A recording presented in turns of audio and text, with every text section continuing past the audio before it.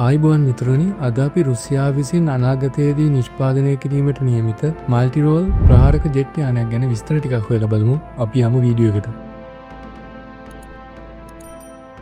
මුලින්ම ඔබ කැමති නම් තවමත් අපගේ channel එක subscribe කරන්න මිත්‍රම් subscribe කරන්න. ඒ වගේම bell button එක click කිරීමෙන් ඔබට මෙවැනි videos upload කරවහම notification එකක් මගින් ඒව දැනගත හැකියි. මෙවැනි videos දිගටම බලන්න අපිත් එක්ක රැඳිලා ඉන්න කියලා කියන්න කැමතියි. Sukhoi Su-75 checkmate යනු F-35 Lightning II වැනි දියුණු පස්වන පරම්පරාවේ බටහිර ප්‍රහාරක ගුවන් යානා සඳහා ලාභදායී විකල්පයක් ඉදිරිපත් කිරීමේ අරමුණින් රුසියාව විසින් නිෂ්පාදනය කිරීමට අපේක්ෂා කරන නවීනතම ගුවන් යානයකි.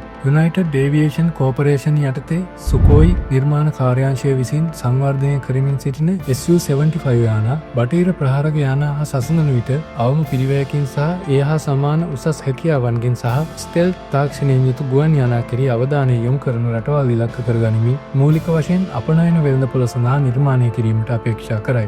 මෙහි පියාසර කළ නොහැකි මූලාකෘතිය වර්ෂ 2021 ජූලි මාස MAKS ගුවන් ප්‍රදර්ශනයේදී රුසියානු ජනාධිපති ව්ලාඩිමිර් පුටින්ගේ සහභාගීත්වයෙන් ඉරිදැක්වූ අතර එහි මංගල ගුවන් ගමන මුලින්ම වර්ෂ 2023 සඳහා සැලසුම් කර පසුව වර්ෂ 2024 දක්වා කල් දමන ලදී. නමුත් වර්තමාන රුසියානු යුක්‍රේන අර්බුදය ඇතුළු බොහෝ දේශපාලනික ගැටලු හේතුවෙන් පසුව එය 2025 දක්වා ප්‍රමාද විය. නමුත් එය 2025 වසරේද සැලසුම් කිරීම අභියෝගයක් විය.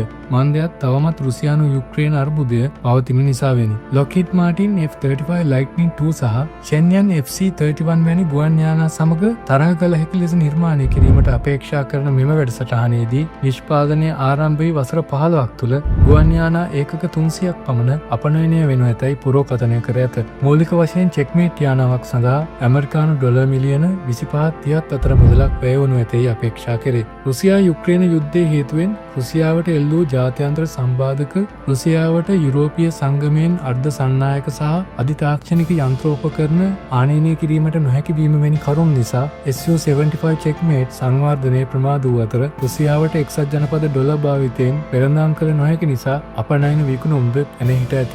යානයේ පිරිතර ගැන අවධානය යොමු කිරීමේදී කාර්ය මණ්ඩලය සඳහා එක් ගුවන් නියමයක අවශ්‍ය වන අතර දිග මීටර 17.7ක් පමණද පියාපත් සමග පළල මීටර 11.8ක් පමණද උස මීටර 4ක් පමණද උපරිම ගුවන්ගත කිරීමේ බර කිලෝග්‍රෑම් 26000ක් පමණද වේ. එන්ජින් කෙරෙහි අවධානය යොමු කිරීමේදී Saturn AL51 F1 afterburn turbofan එන්ජිමක් මගින් යානයේ බල ගැන්වෙන අතර ආසන්න වශයෙන් උපරිම වේගය මැක් 1.8 දෙකත් අතර වේගයක් පවත්වා ගැනීමට එමගින් අපේක්ෂා කෙරේ. එමෙන්ම වරක් ඉන්ධන පුරවාගත් පසු මෙහෙයුම් පරාසය කිලෝමීටර් 3000ක් පමණ වේ. නියම කොටිය තුළ LCD තිර සංදර්ශක දෙකක් සහ HUD එනම් හිස් වැස්මේ සංදර්ශක සහිත උසස් තාක්ෂණයන් මෙහිද දැකගත හැකි වේ. තවද ඉතා දියුණු APAR රේඩාර් පද්ධති, ඔප්ටෝ ඉලෙක්ට්‍රොනික් සිස්ටම් සහ කෘත්‍රිම බුද්ධියෙන් බල ගැන්වෙන මෙහි දැකිය හැකි අතර තවත් බොහෝ ප්‍රමාණීය තාක්ෂණයන් ලොවට රහසක්ව පවතිනු ඇත.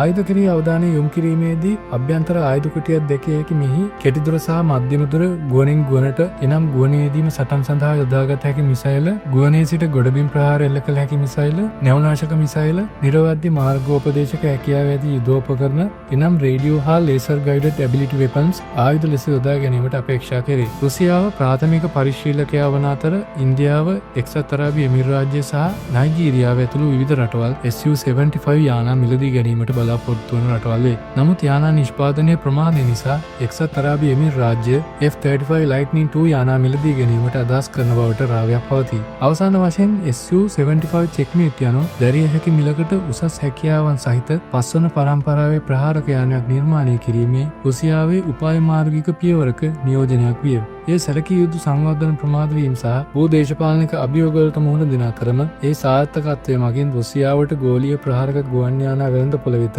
නැවත තම ප්‍රවේශය ලබා ගැනීමේ හැකියාව සපුරා දෙනු ලබයි. අදට මෙම වීඩියෝ අවසන් කරන අතර මේ වනතෙක් අපගේ channel එක ඔබ subscribe කර නැමැති නම් subscribe කර bell button එක click කිරීමට අපි ඔබට ආරාධනා කරමු. එමෙන්ම like කරන්න, අපේ videos වලට comment කරන්න, share කරන්න. නැවත දවසක මෙවන් වීඩියෝ එකකින් හමු වනතුරු ඔබට ජය වේවා.